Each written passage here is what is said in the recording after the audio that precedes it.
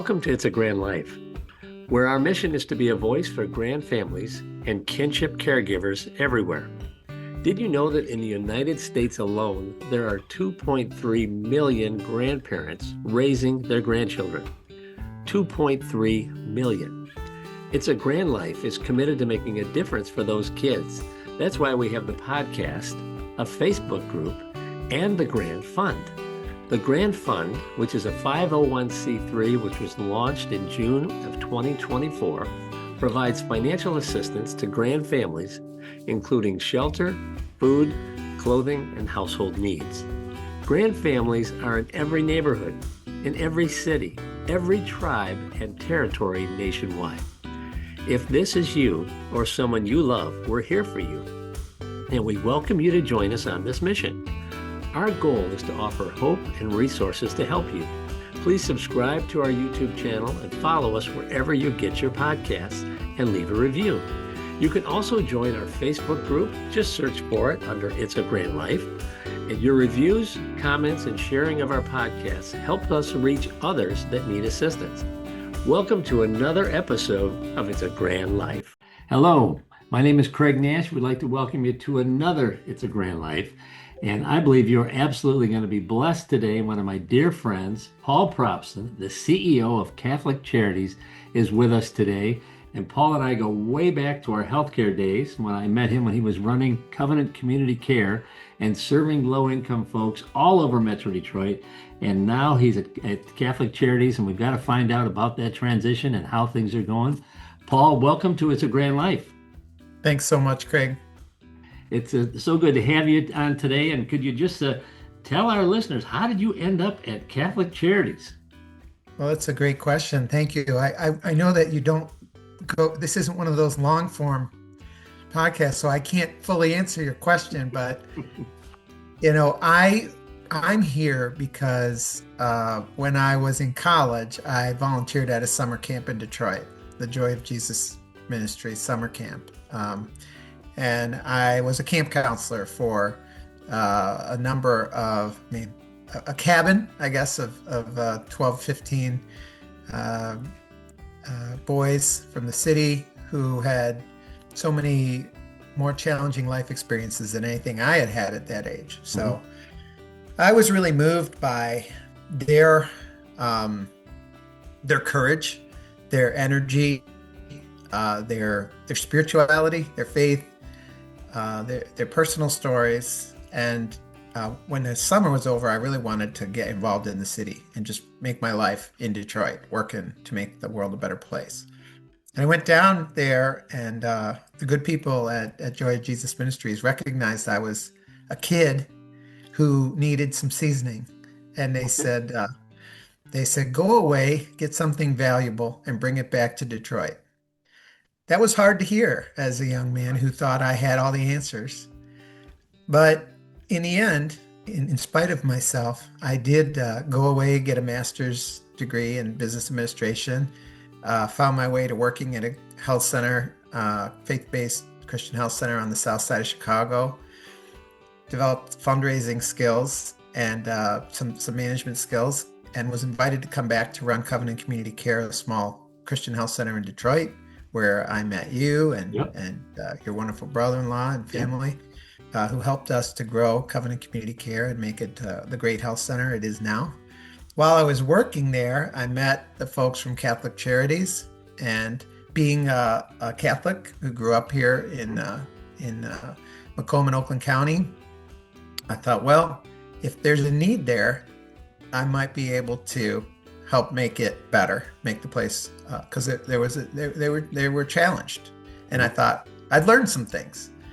And also in healthcare, you get to do a lot of things, medical, dental, and such, but you don't get to do food, you don't get to do housing, you don't get to do mentoring and tutoring and some other things that I also had a heart for. So this gave me an opportunity to do some of those things.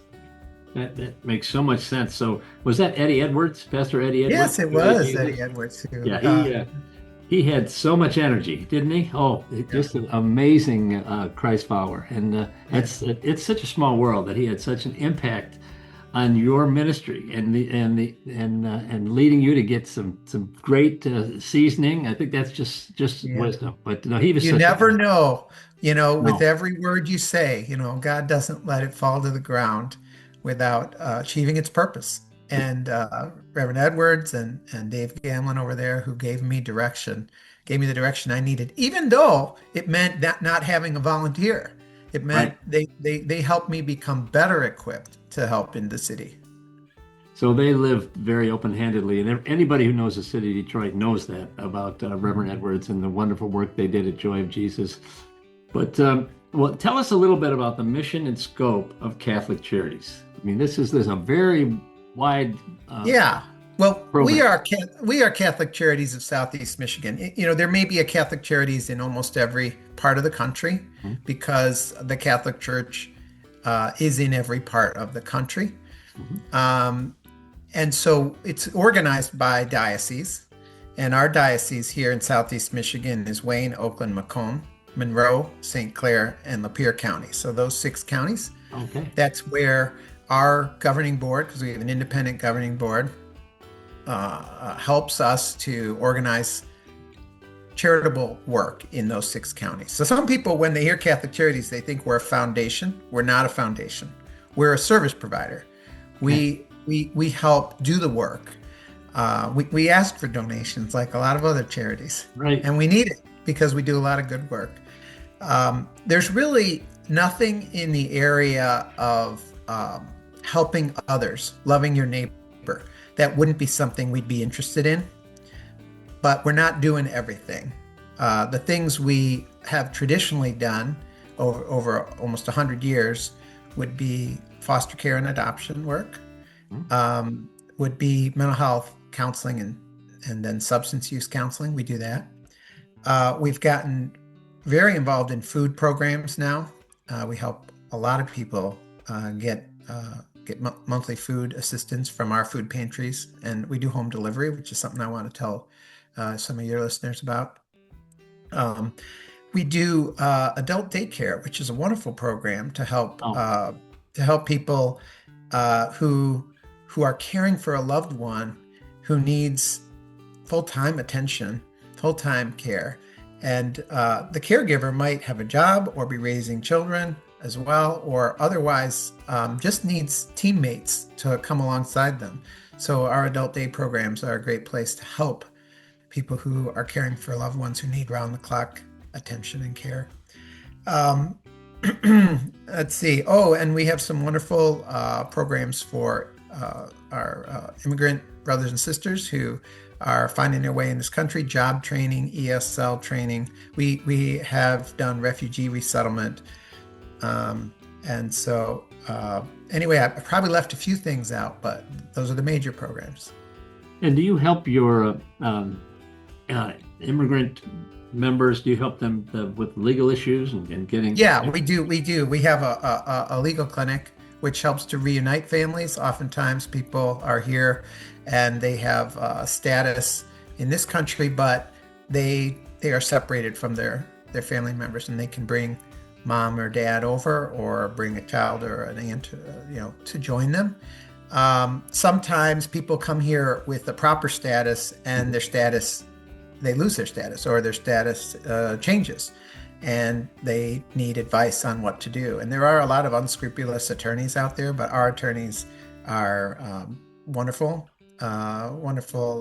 Christian people who love their neighbor, and they're just trying to help people follow the law. That is absolutely terrific, because that's the other side of this whole immigration issue. We need to find a way to keep folks, because we have a lot of jobs where we need some help and what have you. And most of the immigrant folks that I've met are just wonderful folks that want to make a difference, and they love America. And yeah, one of my favorite stories I heard most recently was from the volunteer marshal who runs the tax preparation work for our program there, because we help immigrants file their taxes. So even if you don't have a Social Security number, you can pay taxes using an ITIN number. Mm-hmm. And this Marshall was telling me about one of our folks who came in and paid $1,000 in taxes and celebrated because they were able to make a contribution in this country. Well, Paul Propson, we don't hear enough stories like that. That's a great story. And so tell me a little bit about the food distribution program. And you've got Yeah. and where do you distribute the food? Can anyone get the food? And Yeah, that's a great question, and it is one of the ways that God has been growing us, and yeah, sometimes growing you feels like being stretching us. Mhm. And it came out of the misfortune of COVID.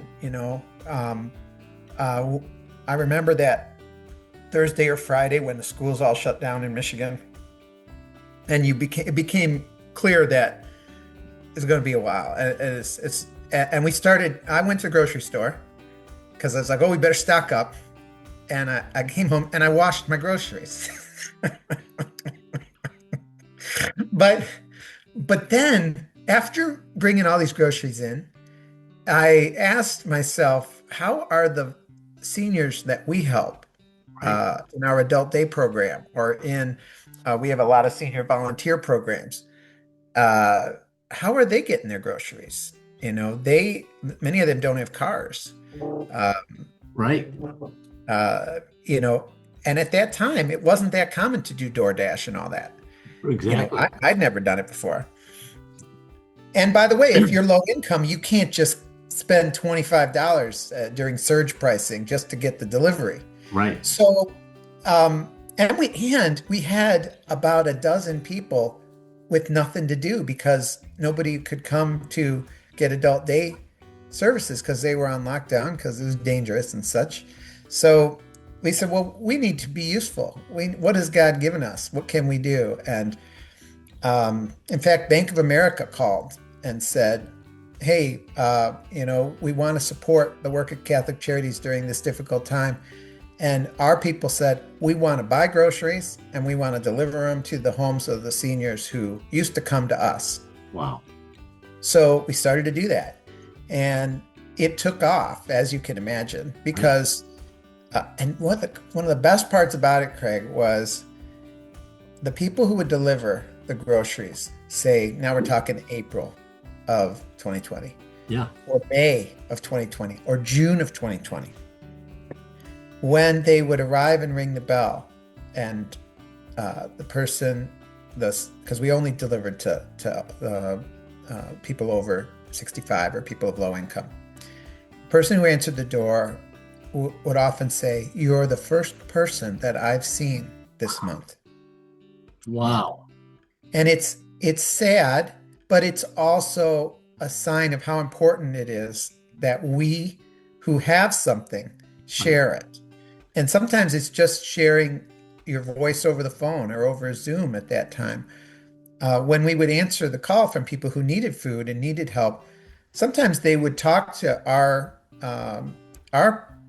staff person for 10 or 20 or 30 minutes. And sometimes it would be about housing or something, medical care.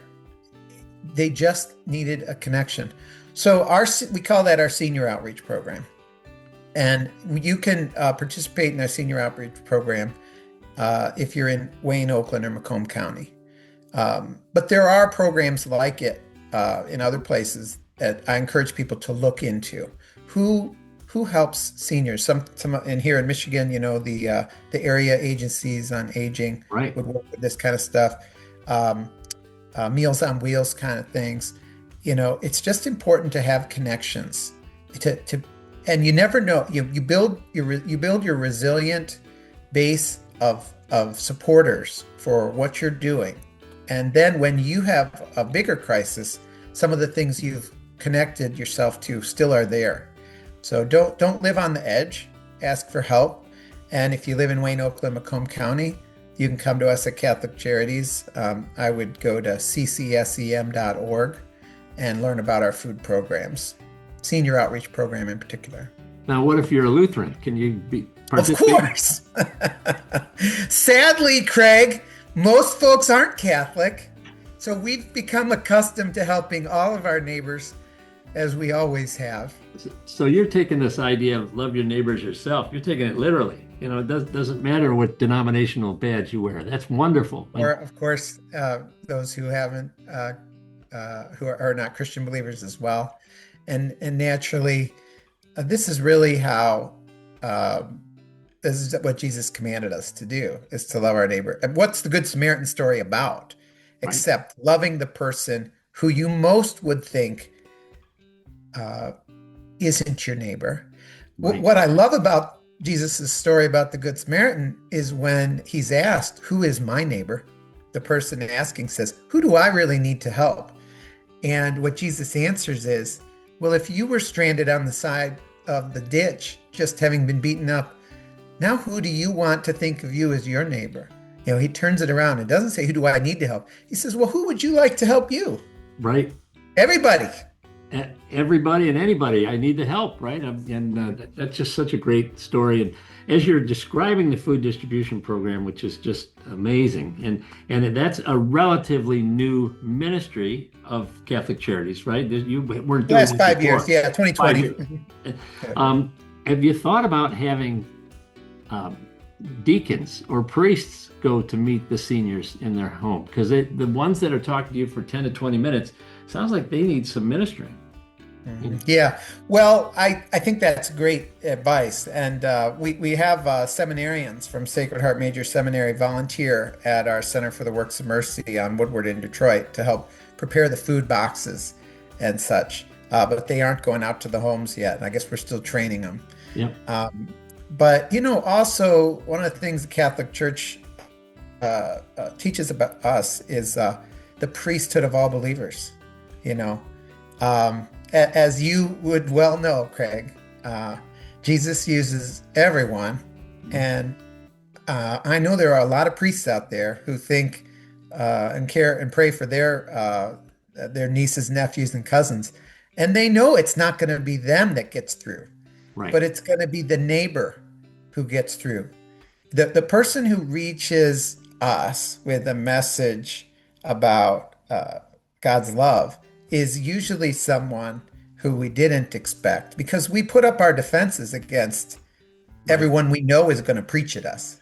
We're really only open to the stranger we meet at the grocery store or the hair salon, because we're like, they don't have a hidden motive.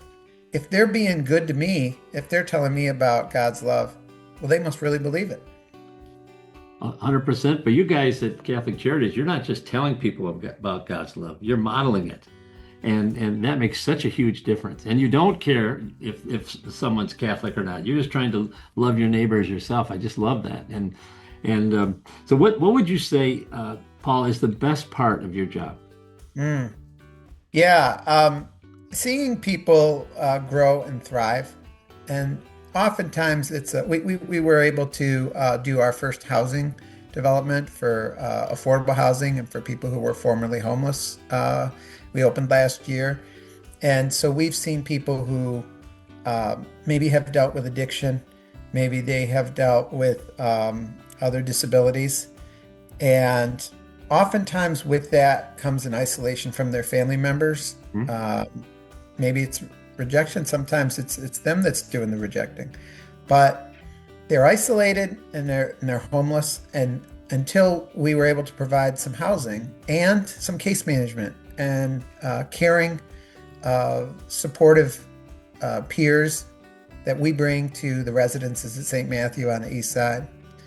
And so it's connection, it's human connection, but it's nice that there's an apartment, and if it's well furnished by the Capuchins, they paid for all the furnishings for the new apartments. So seeing individuals who are delighted that they've made new friends and that they see the new beginning. Every one of us can look back at the low point in our life and say, I wasn't sure I was going to get up the next morning. I wasn't sure I wanted to get up the next morning. 100%. Yeah. And when you see someone who sees that new day and they're ready for it and they feel blessed, you can see it. You see that sparkle in their eyes because they have that hope. They kind of feel the worst is behind me, and I I can take on the future because I have people around me who care about me. So we do that in the housing program. We do that in the adult day program. We see that with oftentimes in that program, you have people we're helping on a day-to-day basis who have dementia. Mhm. So we encourage you, if that's what you're dealing with in your home, to go to ccsem.org and find out about our adult day programs. And again, if you're listening from another part of the country, there are adult day programs where there are people like there are Catholic Charities who they want to play cards, they want to dance, they want to celebrate birthdays, they want to celebrate St. Patrick's Day. We got a saint for everything, Craig. So we almost every day is Saint's Day. But we have fun. Yep. And we celebrate the dignity of the human person. So some of our neighbors who come to us in the adult day program actually are able to participate in making it a better experience for others. And some, it's the time when they are most able to have fun themselves.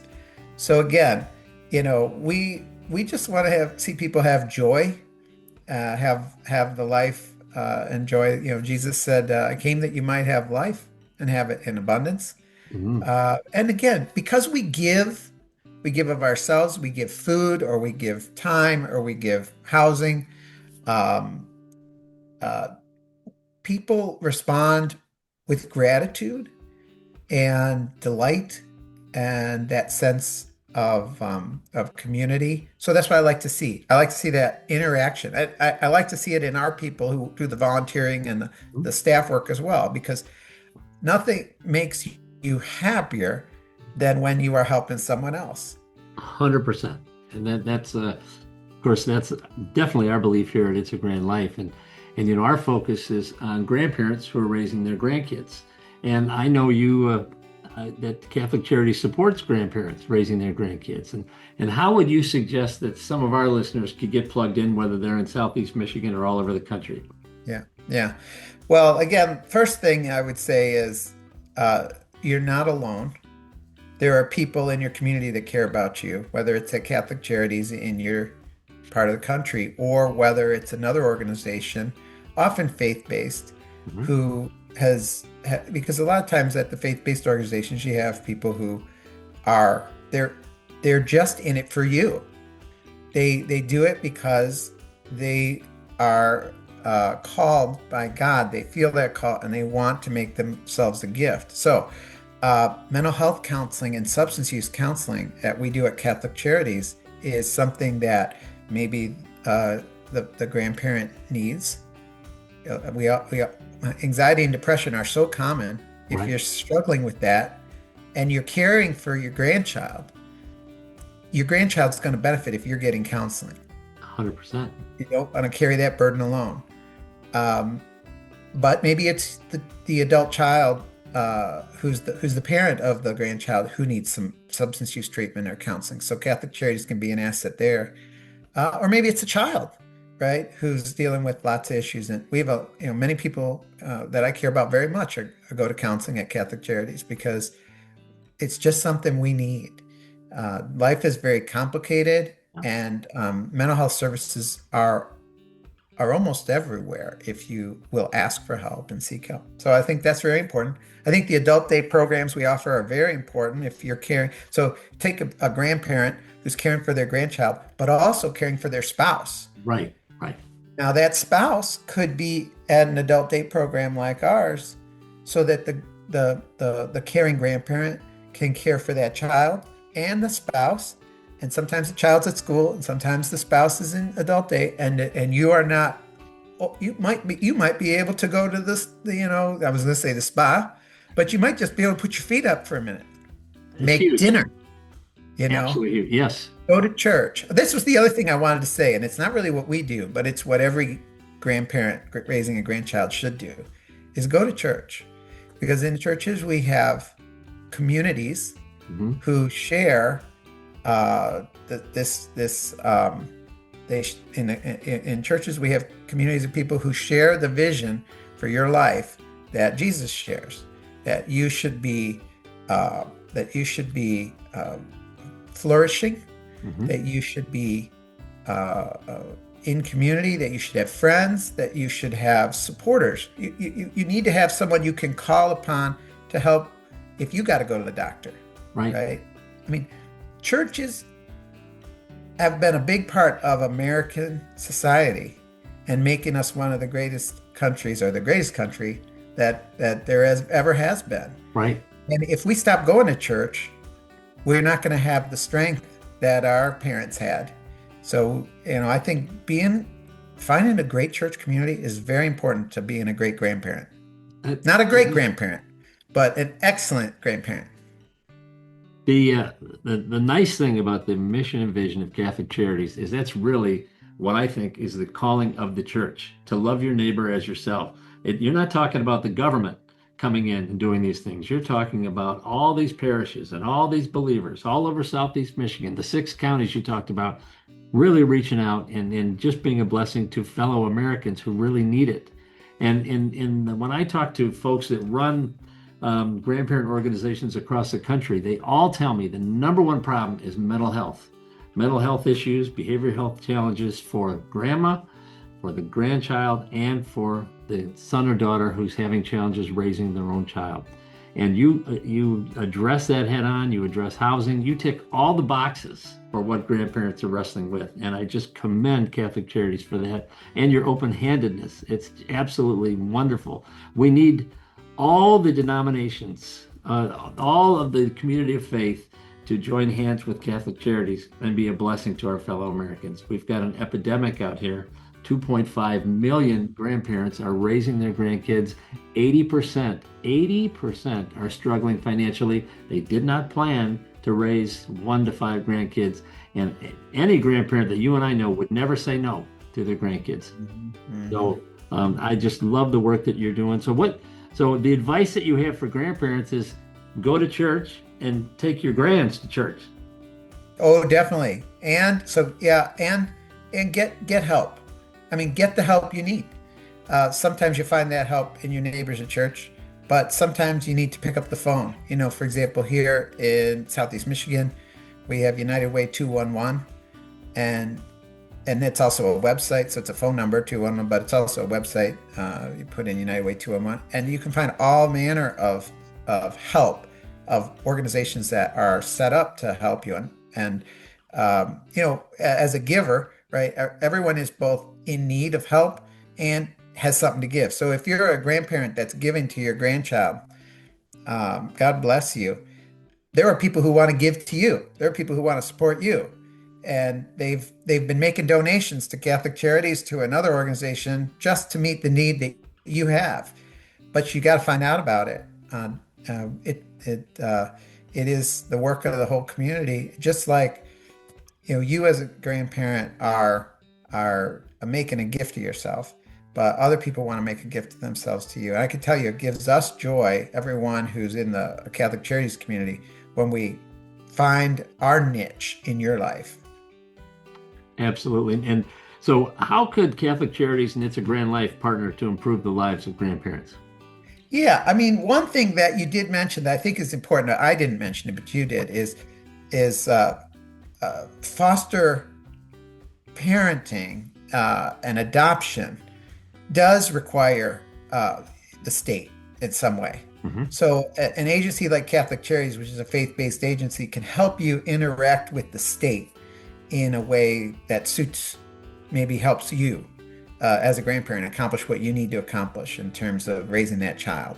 If you're low income, or I shouldn't even give that, in many situations, there's financial assistance that's due to help with that child's, foster parenting. Mm-hmm. And so that and parental rights might need the attention of the state. Yeah. So our office, our licensing office, or other work we do at Catholic Charities could be your first phone call, at least to help get advice. So again, our website to get that information on how to reach us is at ccsem.org. That's Catholic Charities Southeast Michigan.org. So I think that's one way, is some grandparents are going to need some expert advice, or even an agency like us to get involved in making things right for their grandchild.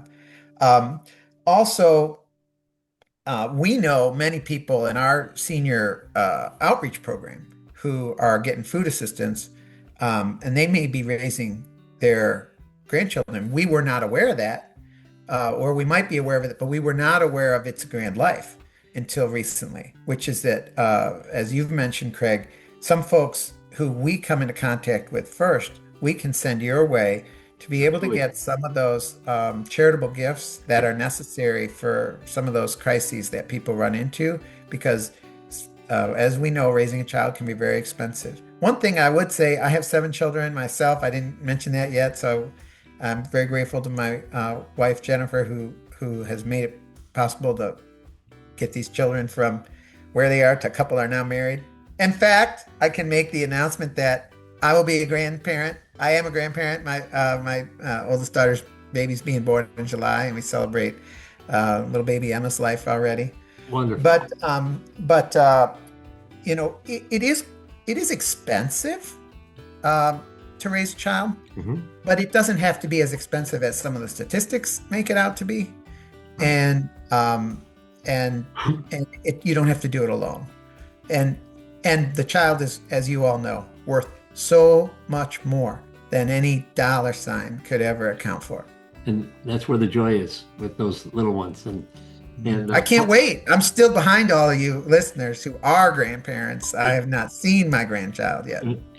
Well, it's going to be life-changing. But Paul Propson, we can't thank you enough for being on It's a Grand Life. And just want you to know you have an open invitation anytime you want to come on. And you've got a new program going with Catholic Charities. We want to know about it.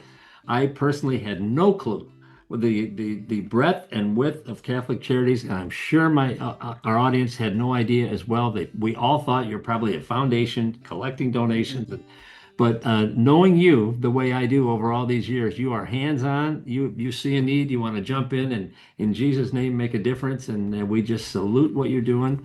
And if you're brand new to Catholic Charities and you're in Southeast Michigan, you got to go to ccsem.org and just look at all that they offer. And you may be a card-carrying Methodist. Give them a call, and because they want to serve the underserved. And we just thank you so much for the hands and feet of the Lord Jesus that you guys are doing, you and your team. And it is just given me nothing but great joy this morning to hear about this wonderful ministry. And doesn't surprise me knowing you. But do you have time for one short story? Absolutely, we do. Yes, sir. As a young father, I was in my family room looking out my window at my 2 children playing outside in the snow. And, you know, one of them went down the sled and tipped over and got snow all up in their face. And I would run out there, right? But I didn't run out because I saw my older daughter was going up to my son to clean off his face and give him a hug. And he cried on her shoulder. And these are little kids, you know, 5 years old, 3 years old, whatever. And I had this moment of discovery of God's joy, because nothing gives God more joy, I'm convinced, than seeing one of his children care for another one of his children when they're suffering, right? And so, as you were mentioning, whoever you are, wherever you come from, you have something to offer and you have something you need. And at Catholic Charities, we have something to offer and we have something we need. In fact, we need a lot of volunteers. So if you want to do that, you can come out to ccsem.org and learn about how you can volunteer. But it gives God more joy when it's one who's Catholic and one who's Methodist, or one who's Baptist and one who's Presbyterian. Because when we cross over that division, it gives God more joy than when we do it for the one who's just like us. So let's give God joy. Let's reach out across boundaries, and let's love one another. Well, either I have to take up an offering or we've got to end the program. Paul Propson, thank you so much for being our guest here on It's a Grand Life, and look forward to hearing about the next adventure at Catholic Charities. But I know you've been such a blessing to our audience, and thank you for joining us today. Thanks so much, Craig. It was a pleasure and a privilege. Thank you for joining us today for It's a Grand Life.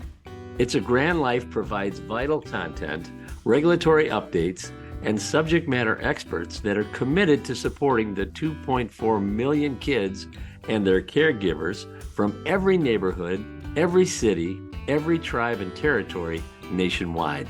Please subscribe to our YouTube channel or wherever you get your podcasts and leave a review. Every new subscriber and review helps us reach others that need assistance. As caregivers, we are united in purpose. We are driven by hope while providing strength for today and hope for tomorrow. We are truly making a difference while living the Grand Life. If you have a suggestion for a future episode, please reach out to us. But we'll see you next time for another It's a Grand Life. Thank you for joining us.